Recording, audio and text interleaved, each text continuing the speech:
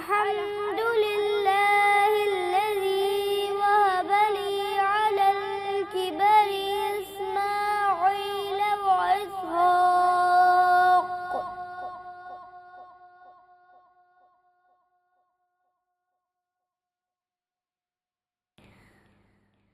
إن ربي لسميع الدعاء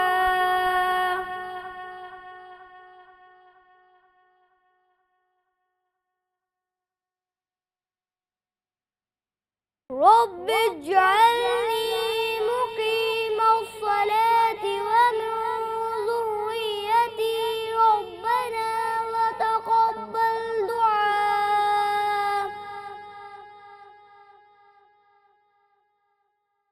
بسم الله الرحمن الرحيم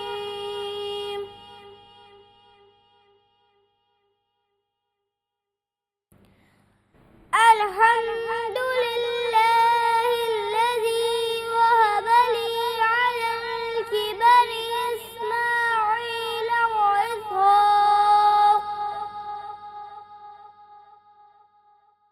إن ربي لسميع الدعاء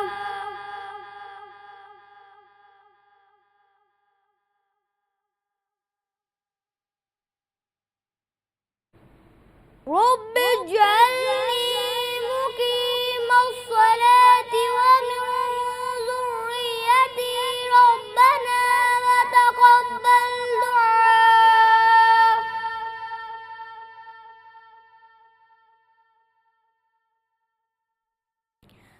ربنا وتقبل دعائي ربنا اغفر لي ولوالدي وللمؤمنين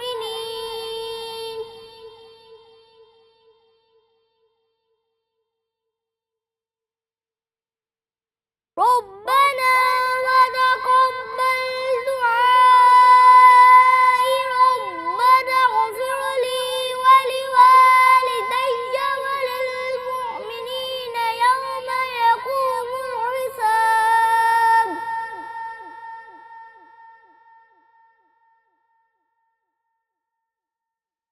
ربنا اغفر لي ولوالدي وللمؤمنين يوم يقوم الحساب صدق اللہ العظیم.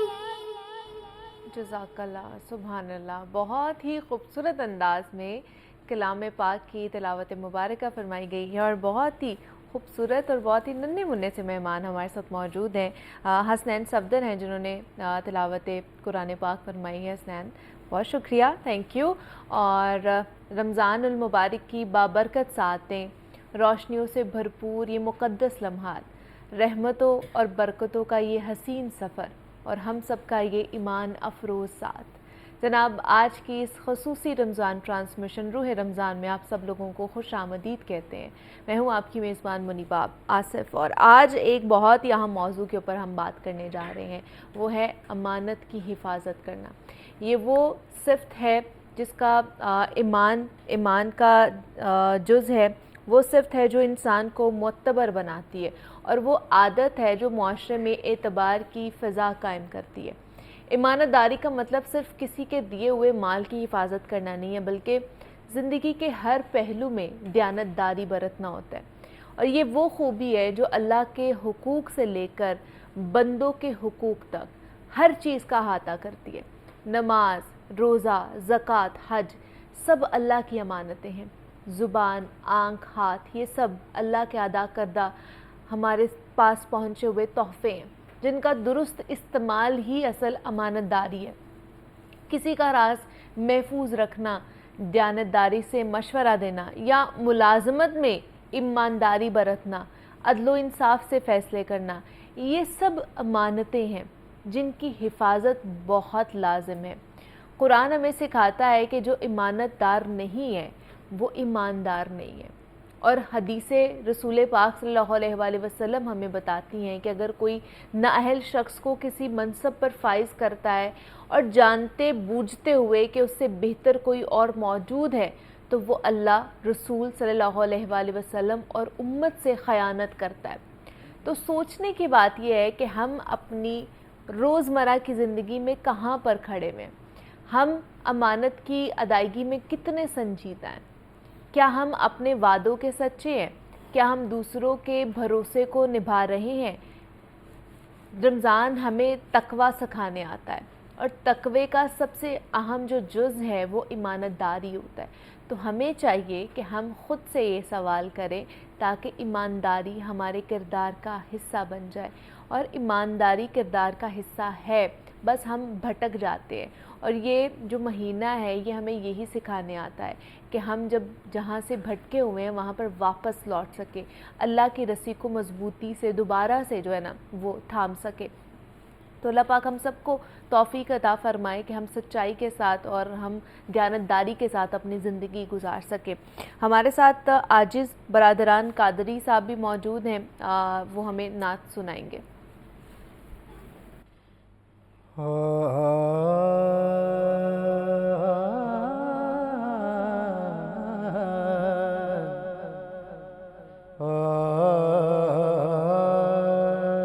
خدا کا ذکر کرے، ذکر مصطفیٰ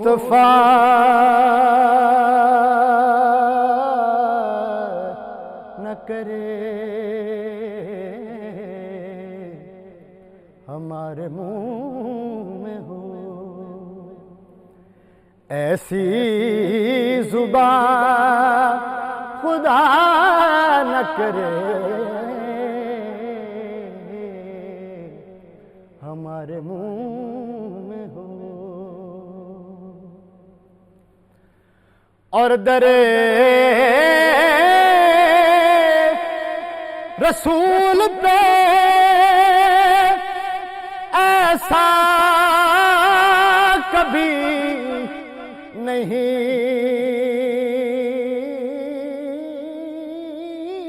دیکھا کہ در رسول پہ ایسا کبھی نہیں دیکھا کہ کوئی سوال کرے اور وہ عطا نہ کرے، اور کوئی سوال کرے اور مدینے جا کر نکلنا نہ شہر سے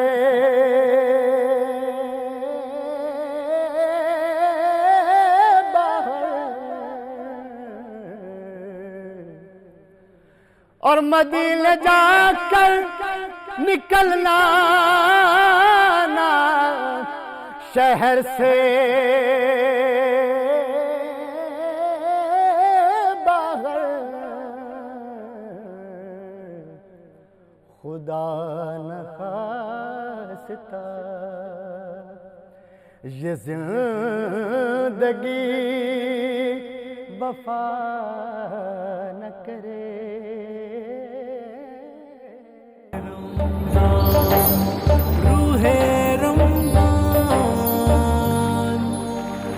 لاہور نیوز کی رمضان ٹرانسمیشن میں ایک مرتبہ پر سے آپ سب لوگوں کو خوش آمدید کہتے ہیں۔ جناب، روزانہ کی بنیاد پر ہم آپ کی صحت کے متعلق بھی بات کر رہے ہوتے ہیں۔ ہم نے روٹی پہ بھی بات کر لی، ہم نے بات کر لی کہ گوشت آپ کو کھانا چاہیے نہیں کھانا چاہیے، ہم نے بات کر لی کہ جناب سبزیاں فروٹس کون کون سے کھانے چاہیے۔ آج ایک اور بڑا لازمی جز ہے جو ہمارے گھروں میں پک بھی رہا ہوتا ہے اور اس کا استعمال بھی بہت زیادہ ہوتا ہے۔ میں بات کر رہی ہوں چاولوں کے حوالے سے، کیونکہ چاول ایک ایسی چیز ہے جو کہ چھوٹے بڑے ہر کوئی پسند کرتے ہیں، وہ کسی بھی قسم کے چاول ہو سکتے ہیں. اور چاولوں کے متعلق یہ بھی ہم پائے جاتے ہیں مختلف قسم کے کہ چاول جو ہے نا وہ وزن بھی بڑھاتے ہیں، تو اگر آپ نے ڈائٹ کرنی ہے تو آپ چاول نہ کھائیں. پھر دوسرا کہا جاتا ہے کہ جناب اگر آپ اسے پروٹین والی اشیاء کے ساتھ لیں نا تو یہ کافی حد تک آپ کے لیے فائدہ مند بھی ثابت ہو سکتا ہے. اب ایک اور ریسرچ یہ آئی ہے کہ چاول کھانے سے نہ تو وزن بڑھتا ہے اور نہ ہی مختلف بیماریاں ہوتی ہیں. جس طرح ہم کہتے ہیں نا کہ چاول زیادہ کھائیں گے یا جو اس طرح کی چیزیں جس میں کاربوہائیڈریٹ زیادہ ہے تو اس سے آپ کو شوگر بھی ہو سکتی ہے.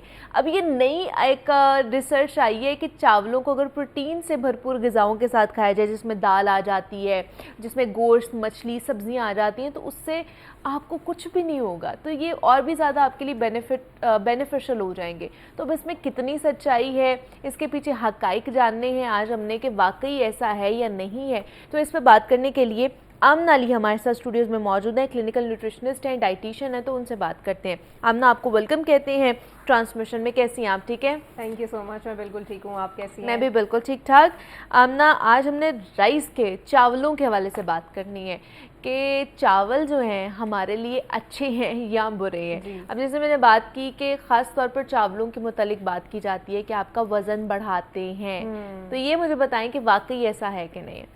اچھا دیکھیں، کوئی بھی چیز ہے نا، کوئی ایک چیز وزن کم نہیں کر سکتی، نہ ہی وہ وزن بڑھا سکتی ہے. آپ کے پورے دن میں آپ جو ڈائٹ لے رہے ہیں، آپ کیا کھا رہے ہیں کیا نہیں کھا رہے ہیں، آپ فزیکل ایکٹیویٹی کتنی کر رہے ہیں، پانی کتنا پی رہے ہیں، آپ کی نیند کیسی ہے، تو یہ ساری چیزیں جو ہے نا یہ ڈفرینٹ فیکٹرز ہیں جو ویٹ گین کو کرتے ہیں. تو ہم یہ نہیں کہہ سکتے، ہم صرف الزام کسی ایک چیز پہ جیسے چاول ہے ان پہ نہیں ڈال سکتے. اب آپ دیکھیں رمضان ہے، رمضان میں ہم فرائیڈ آئٹمس کھا رہے ہیں، رول، سموسے وغیرہ سب کچھ کھا رہے ہیں، لیکن اگر ہم چاول کھانے سے ڈر رہے ہیں کہ ہم چاول نہیں کھانے، افطاری کے بعد گھر میں لوگ چاول نہیں بنا رہے کہ ہم اس سے ویٹ گین ہوگا، لیکن افطاری میں سب کچھ چل رہا ہے. تو کوئی بھی ایک چیز، اسی طرح چاول جو ہیں وہ بالکل ویٹ گین نہیں کرتے. اگر آپ ان کی زیادتی کریں گے، آپ اپنی ریکوائرمنٹ سے زیادہ کھائیں گے تو پھر ڈیفینیٹلی ایکسیس جو ہے کیلریز کا وہ پھر ویٹ گین آپ کا کروائے گا. اچھا، اب چاول بھی اب دیکھیں نا ہر کوئی کھا رہا ہوتا ہے، بچوں کو بھی پسند ہوتے ہیں، بڑوں کو بھی پسند ہوتے ہیں.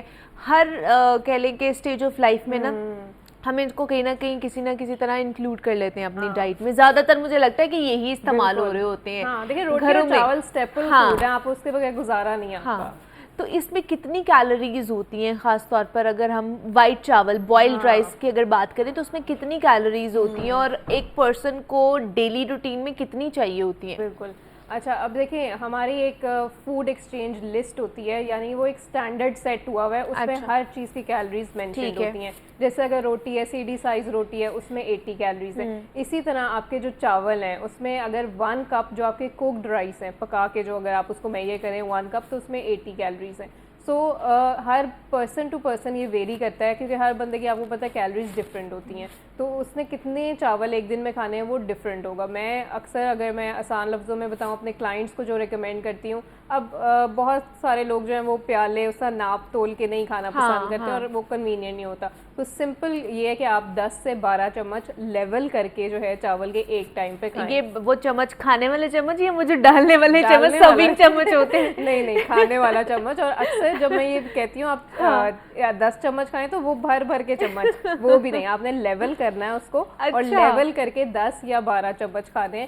اور کھانے کا جو صحیح ٹائم ہے وہ لنچ میں ہے، دوپہر کا ٹائم جو ہے وہ چاول، کیونکہ ڈائجیشن اس کی زیادہ بہتر ہو جاتی ہے.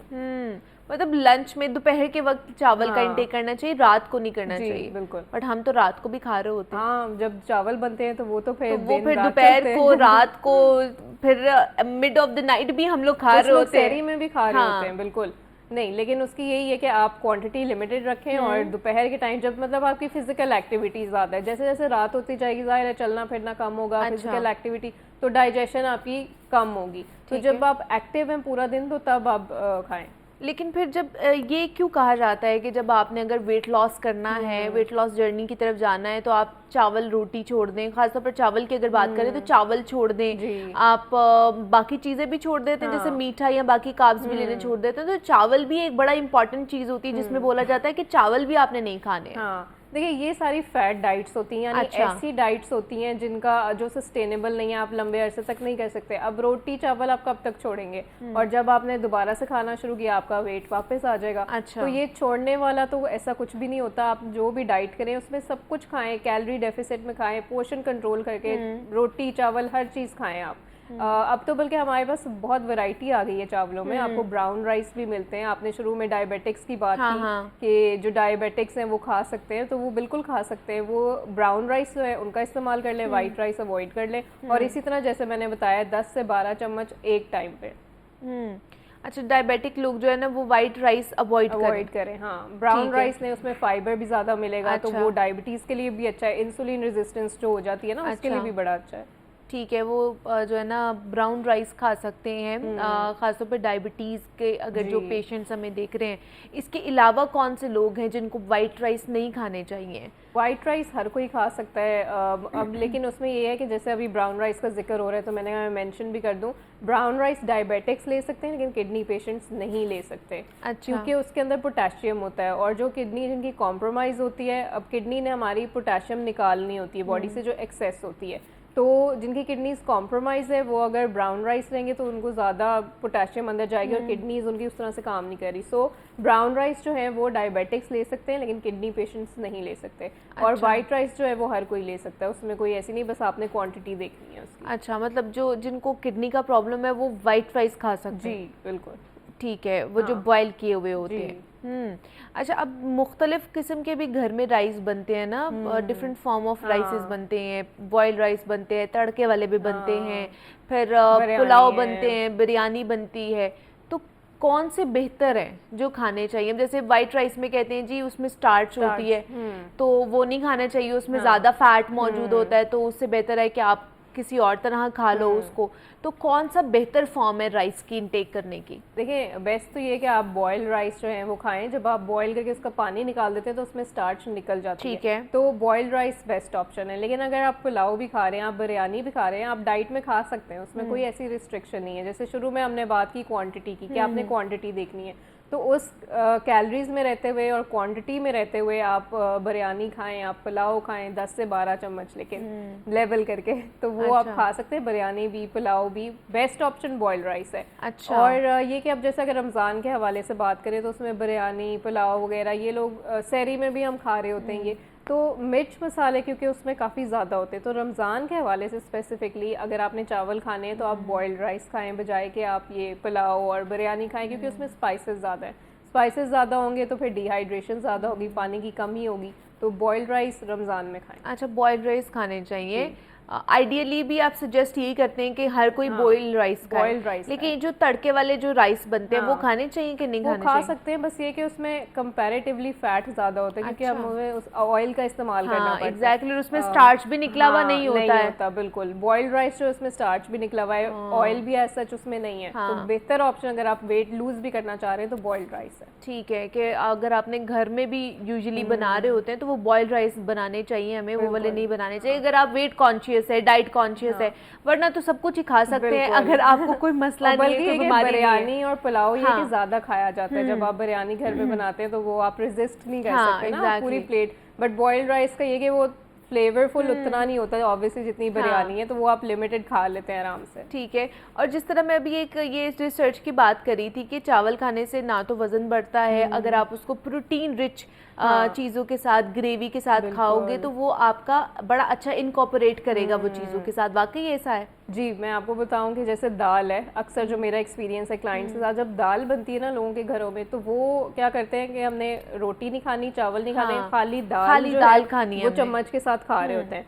अच्छा, अब उसमें एक ड्रॉबैक ये होता है कि दाल जो है ना उसमें कंप्लीट प्रोटीन नहीं है, वो कुछ ऐसे अमाइनो एसिड्स, कुछ ऐसी चीज़ें हैं जो उसमें मिसिंग है। लेकिन अगर आप उसमें रोटी या चावल ऐड करेंगे दाल के साथ तो फिर वो कंप्लीट प्रोटीन बन जाएगी और आपको मज़ीद प्रोटीन मिलेगी।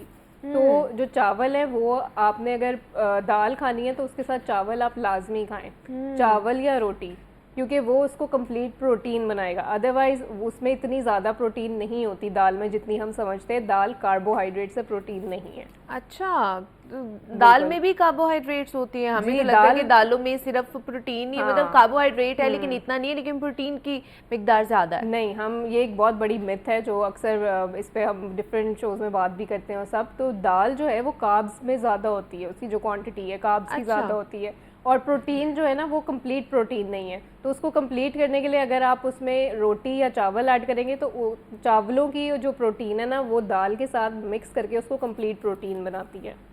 तो आपको प्रोटीन ज़्यादा तब मिलेगी अगर आप उसको रोटी या चावल के साथ खाएंगे।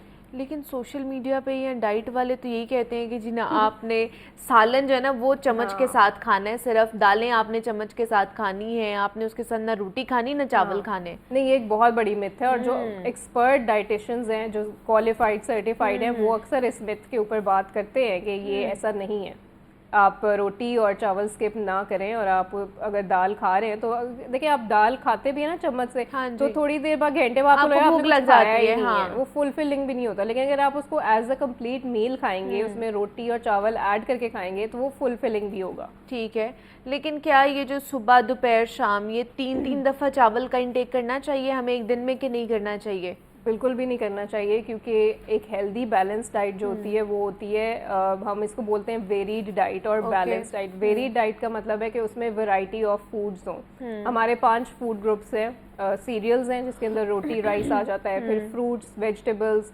डेयरी है और मीट है, फैट्स हैं।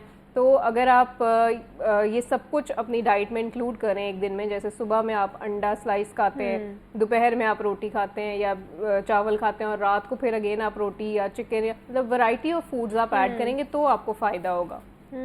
अच्छा, बहुत से लोग हैं जिनको पसंद ही चावल होते हैं और वो कहते हैं कि हर टाइम हमें सुबह दोपहर शाम किसी भी टाइम ना आप हमें चावल खिला दें जी, तो उनको किस तरह की प्रॉब्लम्स आगे फेस करनी पड़ सकती हैं अगर वो सिर्फ चावल ही खा रहे हैं? देखिए सबसे बड़ा तो उसमें ये कि वेट गेन का जो है वो इशू होता है, क्योंकि हम रोटी जो एक मैक्सिमम जो हमारी ख़वातीन है वो एक मैक्सिमम रोटी खाती हैं, लेकिन चावल की जहाँ तक बात आती है तो वो एक प्लेट भी कम होती है।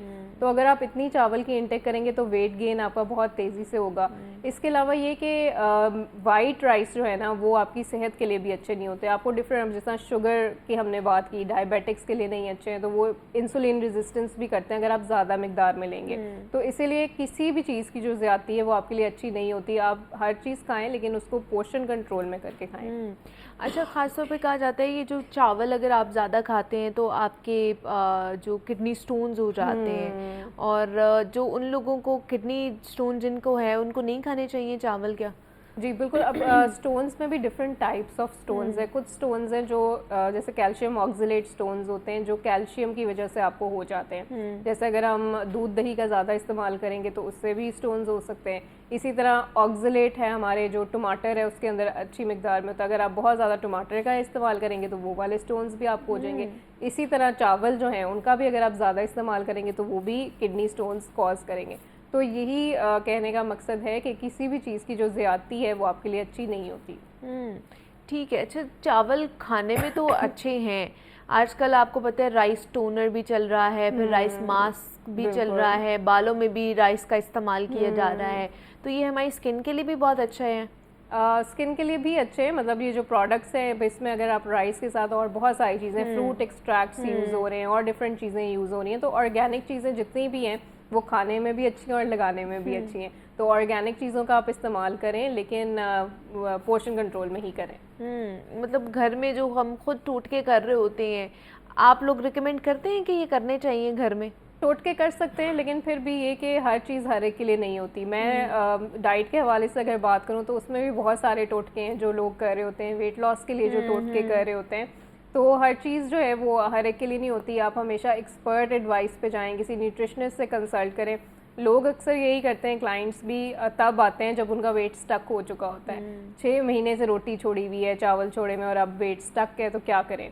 तो आप जब आपने अपनी जर्नी स्टार्ट की, अगर तभी आप किसी हेल्थ केयर के पास चले जाएं और एक प्रॉपर कस्टमाइज अपनी बॉडी टाइप के हिसाब से डाइट प्लान ले लेंगे तो वो आपका जो ये 6 महीने 7 महीने का टाइम है वो ज़ाया भी नहीं होगा और आप अपना गोल भी ईजिली अचीव कर सकते हैं। अच्छा, नहीं तो ये वेट स्टक होता क्यों है? वेट स्टक होने की डिफरेंट वजूहत हैं। अब जैसे कुछ लोग जो हैं रोटी चावल जैसे मैंने कहा छोड़ी हुई होती है। अच्छा। लेकिन एक टाइम आता है जब आप वापस अपनी उसी डाइट पे जाते हैं, जब आपने रोटी चावल दोबारा से लेने शुरू किए। اب جو ویٹ لوز کیا تھا وہ واپس گین ہو گیا, تو آپ کا ویٹ ادھر کا ادھر ہی رہے گا, کیونکہ وہ سسٹینیبل ڈائٹ نہیں ہے. تو سب سے بڑی وجہ جو ویٹ اسٹک کی وہ یہ ہے کہ آپ کی ڈائٹ سسٹینیبل نہیں ہوتی. آپ ایسی ڈائٹ کر رہے ہوتے ہو جو آپ ہارڈلی ہفتہ 2 ہفتہ یا 3 ہفتے کرو گے, اور ویٹ بھی لوز ہو جاتا ہے اور آپ بہت خوش ہوتے ہیں. لیکن اگین پھر آپ جب اپنی نارمل ایٹنگ پہ نارمل ڈائٹ پہ آتے ہیں تو وہ آپ کی ساری جو محنت ہے اس پہ پانی پھر جاتا ہے. ٹھیک ہے, مطلب آپ نے بیلنس ڈائٹ لینی ہے, آپ نے کسی بھی چیز کی نہ زیادتی کرنی ہو نہ ہی کمی ہونے دینی ہے. اپنی ڈائٹ کے اندر بھی بیلنس ڈائٹ لے کر چلیں, سارے فوڈ گروپس کو جو ہے نا وہ انکلوڈ کریں اپنی ڈائٹ کے اندر, ڈیلی روٹین کے اندر خاص طور پر.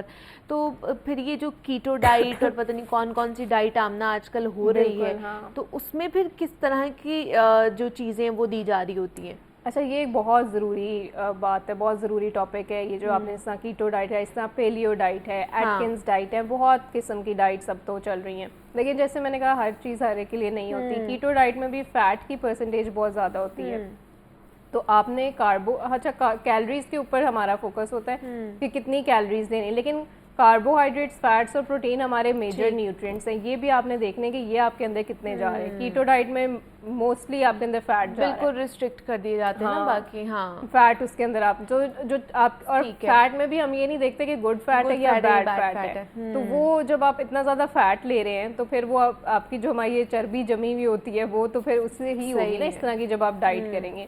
اور یہ کریش ڈائٹ میں ہی آتا ہے, اور کریش ڈائٹ کبھی بھی ریکمینڈیڈ نہیں ہوتی. ہمیشہ ویٹ لوز کرنا ہے, کچھ بھی کرنا ہے تو آپ ہیلدی وے میں کریں, ہیلدی وے میں اور بیلنس ڈائٹ کے ساتھ آپ ایزیلی جو ہے نا اپنا ویٹ لاس کر سکتے ہیں, کسی ڈائٹیشین سے پوچھ کے, کسی نیوٹریشن سے پوچھ کے, ڈاکٹر سے کنسلٹ کر کے. پھر تو ہمارے ساتھ ڈاکٹر آمنہ علی موجود تھی. آمنہ, تھینک یو سو مچ کہ آپ ہماری ٹرانسمیشن کا حصہ بنی. یہاں پہ ایک چھوٹی سی بریک لیتے ہیں اور ملتے ہیں اس بریک کے بعد.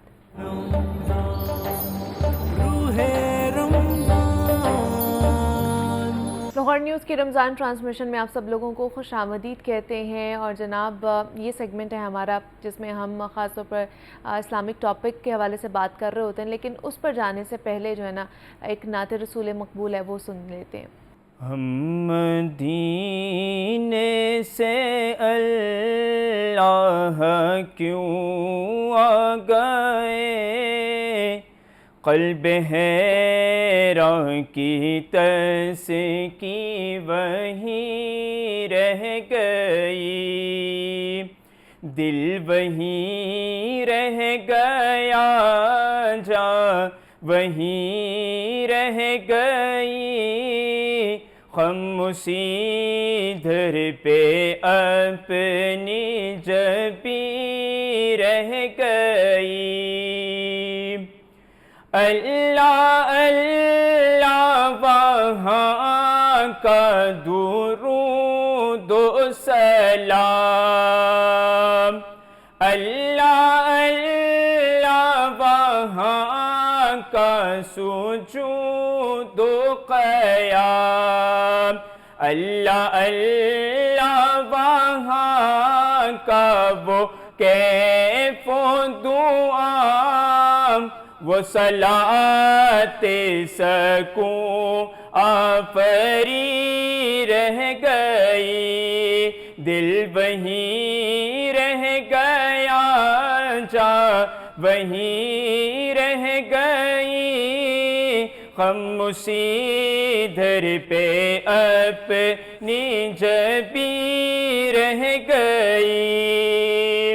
جس جگہ سجدہ ریزی کی لذت ملی, جس جگہ ہر قدم ان کی رحمت ملی, جس جگہ نور رہتا ہے شام و سحر, وہ فلک رہ گیا, وہ زمین رہ گئی. ہم مدینے سے اللہ کیوں آ گئے, قلب حیران کی تس کی وہیں رہ گئی. پڑھ کے نصر من اللہ فتح القریب, جب ہم ہوئے روا کوئے سوئے حبیب برکتیں رحمتیں ساتھ چلنے لگی برکتیں رحمتیں ساتھ چلنے لگی بے بسی زندگی یہیں رہ گئی دل وہیں رہ گیا جا وہیں رہ گئی خاموشی در پہ اپنی جبی رہ گئی یاد آتے ہیں ہم کو وہ شام و سحر وہ سکون دلوں وہ جان روح نظر یہ انہی کا کرم ہے انہی کی عطا ایک کیفیت دلنشیں رہ گئی ہم مدینے سے اللہ کیوں آ گئے قلب حیران کی تسکی وہیں رہ گئی دل وہیں رہ گیا جا وہیں رہ گئی خاموشی در پہ اپنی جبی رہ گئی. بہت ہی خوبصورت نعت رسول مقبول آپ نے سنی ہے. ابھی اپنے سیگمنٹ کی طرف چلتے ہیں. جناب ہماری زندگیوں میں نا اس حقیقت کو فراموش نہیں کیا جا سکتا کہ صبر اور شکر لازم و ملزوم ہے. یہ اعتراف بندگی کے مظہر، اللہ کے قرب کا بہترین ذریعہ، دین کا سرچشمہ اور ایمان کا لازمی تقاضا ہے. یہ دو افضل ترین اعمال ایسے ہیں کہ پورا دین ان کے اندر سمو جاتا ہے. قرآن کریم اور تعلیمات نبوی صلی اللہ علیہ وآلہ وسلم میں صبر و شکر کے بے شمار فضائل بیان کرتے ہوئے انہیں اہل ایمان کی بنیادی صفت اور جنت کی بشارت قرار دیا گیا ہے. در حقیقت صبر و استقامت بندگی کا مظہر اور شکر خداوندی حاصل بندگی ہے. تمام انبیاء کرام بالخصوص خاتم النبیین سید المرسلین حضور اکرم صلی اللہ علیہ وآلہ وسلم کی حیات طیبہ اور آپ صلی اللہ علیہ وآلہ وسلم کا اسوہ حسنہ صبر و شکر کا ایک بہترین نمونہ ہے. جیسے کہ کفر اسلام کی نگاہ میں ایک بدترین خصلت ہے، تو اسی طرح شکر سب سے بہتر اور اعلیٰ صفت ہے. اسلام ہمیں یہی تعلیم دیتا ہے کہ زندگی کے ہر شعبے اور ہر بندگی کے ہر گوشے میں صبر و شکر کا دامن تھامے رکھا جائے کہ انسان کی زندگی در حقیقت راحت، مصیبت، انعام و آزمائش، زندگی اور موت جیسی ابدی حقیقتوں سے عبارت ہے. اور ہمارا دین اسلام آزمائش کی ہر گھڑی میں ہمیں صبر و استقامت کی تلقین دیتا ہے. تو جناب آج ہم اسی کے متعلق بات کرنے جا رہے ہیں کہ صبر و شکر کی فضیلت کیا ہے، اہمیت کیا ہے. تو اس پہ بات کرنے کے لیے ڈاکٹر پیر طارق شریف زادہ صاحب ہمارے ساتھ اسٹوڈیوز میں موجود ہیں. معروف سیرت اسکالر ہیں، انہیں ٹرانسمیشن میں خوش آمدید کہتے ہیں. ڈاکٹر صاحب آپ کو خوش آمدید کہتے ہیں ٹرانسمیشن میں. کیسے ہیں آپ؟ بہت شکریہ، الحمدللہ، اللہ کیسا. ڈاکٹر صاحب آج ہم نے صبر اور شکر کی بات کرنی ہے، خاص طور پر اس کی فضیلت، اس کی اہمیت جو ہے اسلام میں کیا بیان کی گئی ہے. تو کیا صبر اور شکر الگ الگ ہے یا اکٹھا ہی ہے؟ بسم رب محمد کریم علیہ الصلوۃ والتسلیم. سب سے پہلے تو یاداوری کا شکریہ. یقیناً یہ عنوان جو ہے یہ بھی اپنے اندر بڑی جامعیت رکھتا ہے ان معنوں میں کہ بندہ مومن سے پروردگار عالم کو جو دو حالتیں مقصود ہیں، یعنی دو کیفیات جو اللہ کے ہاں بندے کی سب سے زیادہ پسندیدہ ہیں، ان میں سے ایک صبر ہے اور ایک شکر ہے.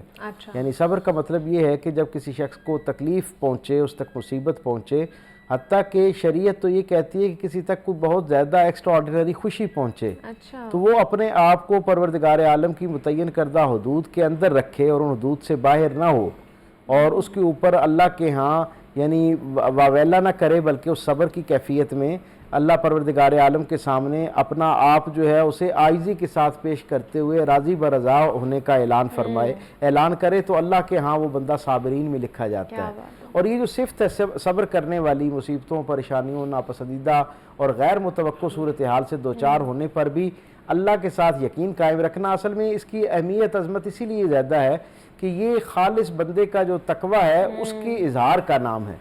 کیونکہ صوفیاء یہ بتاتے ہیں کہ جو تقوی ہوتا ہے نا، اصل میں یہ حقیقت میں پرہیزگاری جسے ہم عرف عام میں کہتے ہیں، لیکن تقوی سے ایک مراد جو ہے وہ توکل کرنا بھی ہے۔ توکل کا مطلب ہے اللہ کے اوپر بھروسہ رکھنا۔ جب کسی آدمی پر مصیبت پہنچتی ہے تو سب سے پہلا خیال جو شیطان اس کے لیے ساتھ لے کر آتا ہے، مصیبت کے ساتھ جو جناب علی کرم اللہ وجہ کریم نے فرمایا کہ دو وبال انسان کی زندگی میں داخل ہوتے ہیں، یعنی ایک تو اس مصیبت کا زندگی میں آنا جس سے ناپسندیدہ ایک صورتحال پیدا ہوتی ہے، اور ساتھ شیطان کے لیے ایک دروازہ کھل جاتا ہے، وہ اس مصیبت کو بنیاد بنا کے بندے کی زندگی کے اندر داخل ہوتا ہے، اس کے خیال، اس کی فکر میں داخل ہوتا ہے، اور اسے یہ کہتا ہے کہ یہ مصیبت جو ہے میں اس کا اہل نہیں تھا، مجھے تو یہ مصیبت پریشانی سے دوچار نہیں ہونا چاہیے تھا، میرے معاملات اور معمولات جو ہیں وہ تو بڑے ٹھیک تھے، مجھے اس مشقت سے کیوں گزارا جا رہا ہے، مجھے اس ناپسندیدہ حالت کا کیوں سامنا کرنا پڑ رہا ہے، مجھے اللہ کی طرف سے یہ جو ایک امتحان ہے اس میں کیوں مبتلا کیا گیا ہے۔ جیسے یہ خیال آنا شروع ہوتا ہے تو شکوہ پیدا ہونا شروع ہو جاتا ہے۔ نتیجہ کیا ہوتا ہے؟ شکوے کی ضد کا نام صبر ہے۔ اچھا، ایک آدمی شکوہ کر رہا ہے اور ایک آدمی اس کے اوپر خاموشی اختیار کرتے ہوئے جانتا ہے کہ ظاہری طور پر یہ تکلیف، پریشانی، مصیبت جو مجھ تک آ رہی ہے میری دانست کے مطابق اور ظاہری حالات کے مطابق میرے لیے کوئی زیادہ موافق نہیں ہے، خوشگوار نہیں ہے، لیکن وہ بندہ اپنی کیفیت اور اپنے اندر سے یہ جو آواز آ رہی ہے ناپسندیدگی کی، اس سے زیادہ فائق سمجھتا ہے اللہ کی رضا کو، اور وہ سمجھتا ہے کہ کائنات میں میرا خالق اور مالک ہے جو میں 70 ماؤں سے بڑھ کر میرے ساتھ محبت بھی کرتا ہے، اور کائنات میں میرا سب سے بڑا خیر خواہ بھی ہے، اور سب سے زیادہ صاحب حکم بھی ہے، صاحب قدرت بھی ہے، آسانیاں پہنچانے کا سب سے بڑا جو ملکہ ہے وہ بھی اسی ہستی کو حاصل ہے۔ اب جب وہ مجھ پر مہربان ہے اور میرے ساتھ مخلص ہے اور میں اس کے ساتھ بطور عبد مخلص ہوں، تو میں یہ توقع ہی نہیں کر سکتا کہ ظاہری طور پر پریشانی کا کوئی بھی عالم ہو، کتنی ہی شدید نوعیت کی مصیبت، پریشانی، دکھ، تکلیف میری زندگی میں آئے، میرا تصور قائم ہی نہیں ہوتا، میرا دل اس بات کو ماننے کے لیے، میرا خیال اس بات کو تقویت دینے کے لیے تیار ہی نہیں، آمادہ ہی نہیں کہ اس کے اندر میرے لیے کوئی مشقت ہے۔ یقیناً یہ جو ظاہری مشقت ہے اس کے ساتھ پیچھے بہت سارا خیر وابستہ ہے، اس کی وجہ یہ ہے کہ یہ جو خیر ہے یہ مجھ تک جو ہے وہ میرے رب کی طرف سے پہنچ رہا ہے، یہ تکلیف جو ہے مجھ تک میرے رب کی طرف سے پہنچ رہی ہے۔ جب ہر خیر اور شر کا مالک میرا رب ہے تو مجھ تک میری زندگی میں آنے والے ہر خیر اور شر کا اختیار بھی پروردگار عالم کو ہے، اس کی اذن سے اس کے بندے تک جو تکلیف، مصیبت، پریشانی پہنچ رہی ہے وہ انسان یا انسانوں کی بستی جو ہے ان کے نظریے اور خیال کے مطابق تکلیف ہے، اللہ کے ہاں تو وہ ترقی درجات کا ذریعہ ہو سکتی ہے، یا پروردگار عالم کے ہاں کسی بڑی مصیبت کے کفارے کے طور پر چھوٹی مصیبت آتی ہے۔ اچھا، اللہ والے ہمیشہ یہ کہا کرتے ہیں کہ ہر مصیبت اپنے سے بڑی مصیبت کا صدقہ ہوا کرتی ہے اگر کوئی شخص اس پر صبر اختیار کرے، یعنی صبر اتنی بڑی نعمت ہے کہ پروردگار عالم نے اگر اس مصیبت سے کوئی بڑی مصیبت بھی طے کر رکھی ہے، عالم ارواح میں لوح و قلم کے جو معاملہ ہے اس کے اندر، تقدیر کے اندر کہیں پروردگار عالم نے اس کا فرمان بھی جاری کر رکھا ہے، تو وہ جو صبر کرنے کا عمل ہے یہ اللہ کے ہاں اتنا پسندیدہ ہے کہ جب آپ پہلی مصیبت پر صبر کرتے ہیں نا تو اللہ اس سے بڑی مصیبت کو آپ سے ٹال دیتا ہے۔ کیا بات! اس لیے صبر کا جو ایک اپنا مقام، اور یہ اتنی عظیم الشان صفت ہے کہ پروردگار عالم نے اپنے انبیاء و مرسلین جنہوں نے پروردگار عالم کے پیغام کو دنیا میں پہنچانے کے لیے اپنے اپنے زمانے میں اپنے اپنے یعنی جو لوگ تھے، علاقے تھے، قبیلے تھے، ان کو جب اللہ کا پیغام پہنچایا تو بے شمار اعلیٰ صفات کے ساتھ اللہ نے ان کو مزین کیا تھا، کیونکہ نبی جو ہے وہ اپنے زمانے کا سب سے بہترین انسان ہوتا ہے۔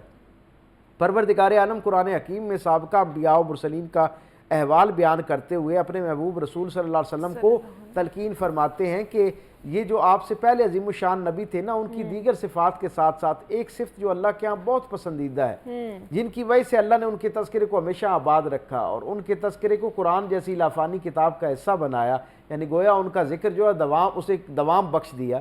وہ نبی ان کی صفات میں دیگر صفات کے ساتھ ساتھ ایک نمایاں خوبی جو ہے مصیبتوں، مشقتوں کے اوپر اس اللہ کے پیغام کو پہنچانے کے لیے آنے والی تکالیف پر صبر کرنا ہے۔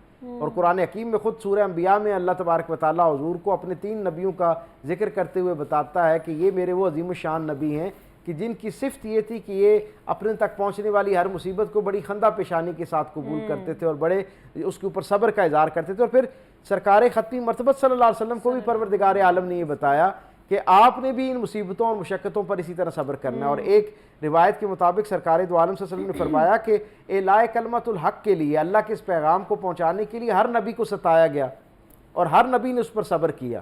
آپ فرماتے ہیں دنیا میں جتنے نبی آئے سب سے زیادہ اللہ کے پیغام کو پہنچانے میں مجھے مشقتوں کا سامنا کرنا پڑا، سب سے زیادہ مجھے تکلیف اور اذیت سے گزارا گیا.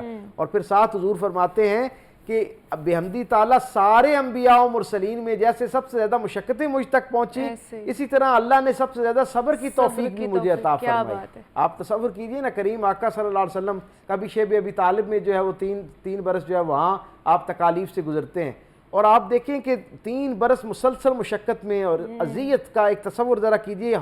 دل جو ہے وہ کھولنا شروع ہو جاتا ہے، دل بیٹھنا شروع ہو جاتا ہے اس کا تصور قائم کرتے ہوئے. 3.25 برس میرے کریم آقا اس میں رہے، اور پوری ذمہ داری کے ساتھ سیرت کے ایک طالب علم کے طور پہ آپ کو میں بتا رہا ہوں، آپ کے سامعین و ناظرین تک یہ بات پہنچا رہا ہوں کہ پوری زندگی میں یعنی آپ تصور کیجئے کہ سرکار دو عالم صلی اللہ علیہ وسلم نے اس کے بعد کتنا طویل زمانہ پایا، لیکن پوری زندگی میں کتب سیرت یا احادیث میں کوئی ایک احوال بھی نہیں ملتا کہ کہیں پروردگار عالم صلی اللہ علیہ وسلم کی طرف سے آنے والی ان مشقتوں پر سرکار دو عالم صلی اللہ علیہ وسلم نے ایک مرتبہ بھی شکوے کا اظہار کیا ہو.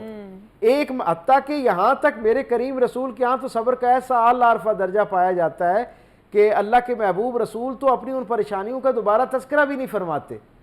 یعنی وہ کہتے ہیں کہ یہ اللہ کی طرف سے نعمت کے طور پہ. اس کی وجہ یہ ہے کہ جب کوئی بندہ تکلیف کے اندر ہوتا ہے تو وہ اس وقت اللہ کے ہاں سب سے قریب ترین حالت میں ہوتا ہے. آپ تصور کیجئے نا، یہ ایک بڑا ایک عمومی سا تجربہ ہے ہمارا کہ دن بھر جو ماں جس بچے پر سب سے زیادہ ڈانٹ پٹ کر رہی ہوتی ہے، اسے مار رہی ہوتی ہے، اس پہ غصہ کر رہی ہوتی ہے، سختی کر رہی ہوتی ہے، رات کو ماں کے لحاف میں وہ بچہ سب سے زیادہ اس ماں کے قریب ہوتا ہے. اسی طرح جب بندہ مشقت میں آتا ہے نا، مصیبت میں آتا ہے، غیر متوقع صورتحال کا سامنا کرتا ہے، تو پروردگار عالم کی نگاہ خاص اس کی طرف ہو جاتی ہے. اور پروردگار جب بندہ اس کے اوپر اللہ کے ساتھ یقین کا رشتہ قائم کرتے ہوئے اپنے صبر کا اظہار کرتا ہے، اپنے قول سے، اپنے فعل سے، اپنی باڈی لینگویج سے، اپنے رویے سے، تو پھر پتہ ہے کیا ہوتا ہے؟ پروردگار عالم اس کے صبر کو دیکھ کر، یعنی یہ اتنا عظیم الشان عمل ہے کہ اللہ ساری نورانی مخلوق کو مخاطب کر کے کہتا ہے دیکھو تم نے کہا تھا نا کہ یہ انسان میں پیدا کروں گا، یہ زمین کے اوپر فساد پیدا کرے گا، وہ یہ زمین کے اوپر جو ہے وہ کشت و خون کرے گا، تو آج دیکھو میرا بندہ کتنی تکلیف اور اذیت سے گزر رہا ہے، لیکن میرے ساتھ اس کا تعلق کتنا مضبوط ہے، وہ مجھ سے کس درجے کے صبر کے تعلق میں جڑا ہوا ہے کہ وہ اس پر صبر کرنے کی بجائے شکر کرتا ہوا نظر آتا ہے. تو گویا پروردگار عالم بندوں کے صبر کرنے پر اپنی مخلوق کے اندر باقاعدہ فخر فرماتا ہے کہ دیکھو میں نے اس کو اس لیے اشرف المخلوقات بنایا، اتنی ناپسندیدہ حالت میں ہونے کے باوجود، اتنی تکلیف میں ہونے کے باوجود، اتنی مشقت سے گزرنے کے باوجود اس کا میرے ساتھ تعلق کمزور نہیں ہوا بلکہ پہلے سے زیادہ بہتر ہو گیا. جتنا یہ عام حالت میں سب شکر کر رہا تھا، یہ اس تکلیف میں آنے کے بعد امید تو یہ تھی کہ یہ شکوہ کرتا یا اپنی مصیبت کا، تکلیف کا، دکھ کا اظہار کرتا، یہ تو اظہار بھی نہیں کر رہا بلکہ اس کو بھی میری طرف سے نعمت کے طور پر تصور کر رہا ہے. پھر اللہ کیا کرتا ہے؟ یہ ایک ایسا پسندیدہ عمل ہے، اس پر اجر تو جو اللہ نے عطا کرنا ہے وہ تو اللہ کے مقصود اور علم میں ہے کہ کتنا ادا کرنا ہے. اللہ قرآن میں کہتا ہے کہ جب کوئی آدمی صبر پر اتنا راسخ ہو جاتا ہے نا کہ تکلیف کے آنے پر صرف صبر نہیں کرتا بلکہ ایک درجہ آگے جا کے شکر کرنا شروع کر دیتا ہے، تو اللہ اسے صابرین اور شاکرین میں لکھنا شروع کر دیتا ہے. اور جب کوئی بندہ صابروں میں لکھا جاتا ہے نا تو اللہ کہتا ہے ہر نیک عمل کا اجر جو ہے وہ اللہ کی طرف سے انعام ہے اور ثواب ہے. لیکن صبر ایسا عمل ہے کہ جیسے ہی کوئی اختیار کرتا ہے اللہ خود اس کے ساتھ ہو جاتا ہے، اور صبر کا اجر اللہ کہتا ہے کہ میں خود ہوں. یعنی آپ تصور کیجئے کوئی آدمی نماز، روزہ، حج، زکوٰۃ، صدقات، خیرات کوئی عمل بھی کرتا ہے تو اس پر اسے خاص درجے کا ثواب یا اجر ملتا ہے اللہ کی طرف سے. صبر ایک ایسا عمل ہے کہ جب بندہ کرتا ہے تو اللہ خود اپنا آپ اسے عطا کر دیتا ہے. اس سے پہلے بندہ اللہ کی طرف سفر کر رہا ہوتا ہے اور جب صبر کرنا شروع کرتا ہے تو اللہ بندے کی طرف سفر کرنا شروع کر دیتا ہے, وہ اس کے قریب آتا ہے اور پھر اس کی ساری ضروریات کی کفالت کرنا شروع کر دیتا ہے, اس کے گرد اپنی حفاظت کا, تسلی کا, تشفی کا ایک ایسا صاحبان تان دیتا ہے کہ جو پھر اسے دنیا کی کسی معصیت, کسی پریشانی, کسی الجھن کا, کسی خسارے کا حوالے اس کے حوالے نہیں ہونے دیتا, کیونکہ اب اس نے شکر کی چھتری جو ہے وہ تان لی ہے اور پروردگار عالم کے ساتھ اس نے ایک صبر کا ایک رشتہ اپنا قائم کر لیا ہے. تو کیونکہ پروردگار کا وعدہ ہے کہ اب وہ صبر والوں کے ساتھ ہے, تو اب جہاں جہاں زندگی میں کہیں اس کو پروردگار عالم کی ضرورت پڑتی ہے اسے دعا کی حاجت بھی شاید نہیں رہتی, اللہ دعا کرنے کے الفاظ ادا کرنے سے پہلے اس کے لیے, کیونکہ ہر وقت اس کے ساتھ ہے, اس لیے اس کے ساتھ ہونے کا مطلب یہ ہے کہ ہر وقت وہ اس کی کفالت کے لیے کافی ہے. تو ڈاکٹر صاحب آج کل کی زندگی میں دیکھا جائے تو ہم لوگ صبر اور شکر سے بہت کوسوں دور اگر کہہ سکتے ہیں ہو گئے ہوئے ہیں. ہم تو کمپلینس کرتے رہتے ہیں کہ یہ ہمیں نہیں ملا, اگر کچھ مل جاتا ہے تو پھر ہم اور زیادہ کا تقاضا کر رہے ہوتے ہیں, اللہ سے بھی مانگ رہے ہوتے ہیں, اور ہر چیز پہ صبر کرنا میرے خیال سے ہر کسی کا بھی کہہ لیں کہ وہ ایگزیکٹلی ان کے بس میں نہیں ہوتا. تو ان لوگوں کے لیے آپ کیا کہیں گے؟ آپ دیکھیں اگر یہ اتنا آسان عمل ہوتا ہے نا تو اللہ اس کے اجر کے طور پر اپنا آپ نہ پیش کرتا ہے. یعنی آپ خود تصور کریں کہ یہ کتنا مشکل کام ہے, اور سرکار دو عالم صلی اللہ علیہ وسلم کی حدیث سے ہم تک یہ بات پہنچتی ہے. حضور نے فرمایا صبر کا جو حقیقی مفہوم ہے وہ تو صبر کے یعنی مشقت کے آغاز پر صبر کرنا ہے. اچھا, یعنی ایک صحابی آئے اور انہوں نے کہا کہ یا رسول اللہ فلاں شخص جو ہے اس کے بیٹے کا وصال ہوا تھا تو وہ بہت گریہ وزاری کر رہا تھا, بڑا شکوہ کناں تھا, لیکن اب اس نے صبر کرنا شروع کر دی ہے. تو سرکار دو عالم نے فرمایا کتنا وقت گزرا؟ انہوں نے کہا اتنا ٹائم بیچ میں گزر گیا. تو حضور مسکرائے, حضور نے فرمایا ٹھیک ہے, اللہ کے ہاں یہ بھی یعنی ایک قبول کیا جانے والا عمل ہے, یہ قبول کیا جانے والا عمل تو ہے, لیکن اللہ کے ہاں صبر کے طور پر جو عمل قبول کیا جاتا ہے یا پسند کیا جاتا ہے وہ مصیبت کے آنے پر صبر ہے. یہ جو دکھ ہے اس کا زخم آہستہ آہستہ وقت کے مرہم سے بھر جایا کرتا ہے. وقت بڑا یعنی بہترین مرہم ہے, وقت کے گزرتے ساتھ ساتھ چیزیں جو ہیں وہ سیٹل ہونا شروع ہو جاتی ہیں, لیکن تکلیف کے پہنچتے ساتھ ہی وہ جو صبر کرنا ہے اس کے اوپر اللہ کی رضا پر راضی ہونا ہے, وہ اصل میں حقیقی معنوں میں اس درجے کا اجر ہے کہ جس پر اللہ اپنا آپ عطا کرنے کا وعدہ فرماتا ہے. سو ہمارے ہاں یقیناً اس کے پیچھے بہت سارے محرکات ہیں, اور دو بنیادی باتیں. ایک تو ہمارے ہاں شکر گزاری کا جذبہ اس لیے پیدا نہیں ہوتا کیونکہ ہم بہت جلدی شکوہ کناں ہو جاتے ہیں. بالکل. یعنی آپ یہ دیکھیں کہ حضرت جنید بغدادی نے اپنے سامعین سے ایک دفعہ بڑی دلچسپ بات کی. انہوں نے کہا صبر اختیار کرو, صبر اختیار کرو. تو انہوں نے کہا آپ نے اس سے پہلے جو گفتگو کی اس میں تو آپ نے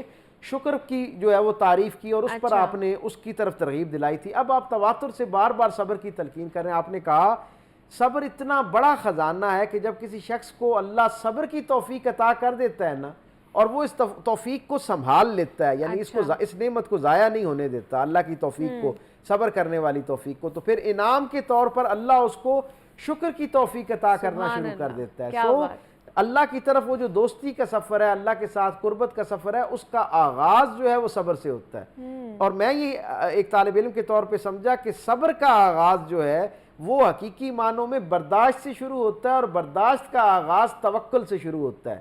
اصل یہ سارا معاملہ تب بگڑتا ہے جب بندہ اللہ پر بھروسہ کرنا چھوڑ دیتا ہے.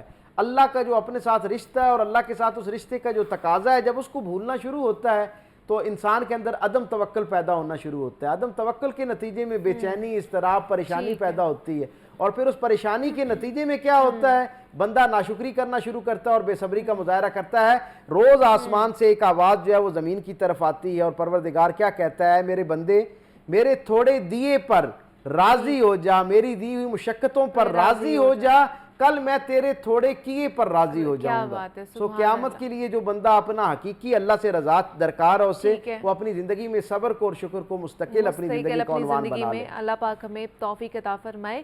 اور ڈاکٹر پیر طارق شریف زادہ صاحب ہمارے ساتھ موجود ہے. ڈاکٹر صاحب بہت شکریہ, آپ ہمارے ٹرانسمیشن کا حصہ بنے, اور مجھے اجازت دیجیے اور جاتے جاتے ایک نعت رسول مقبول سنتے جائیے. میں بہک سکوں یہ مجال کیا, میرا رہنما کوئی اور ہے, مجھے خوب جان لے منزلیں, یہ شکستہ پا کوئی اور ہے, میں بہک سکوں मजाल क्या, जो तुम्हारी जाली से मुत्तसिल, जो तुम्हारी जाली से मुत्तसिल है, सतू के पीछे खजिल खजिल है, सतू के पीछे खजिल खजिल। नहीं मैं नहीं वो मरीज़े दिल, ना मेरे सिवा कोई और है, मैं बहक सकूं ये मजाल क्या। मेरी इल्तिजा है ये दोस्तों, कभी तुम जो सूए हरम चलो। मेरी इल्तिजा है ये दोस्तों, कभी तुम जो सूए हरम चलो। तो बना के सर को कदम चलो, कि ये रास्ता कोई और है, मैं बह सकूं ये मजाल क्या। ये गुमान था कई साल से, ये यकीन है कई रोज से। ये गुमान था कई साल से, ये यकीन है कई रोज से। रूहे रमज़ान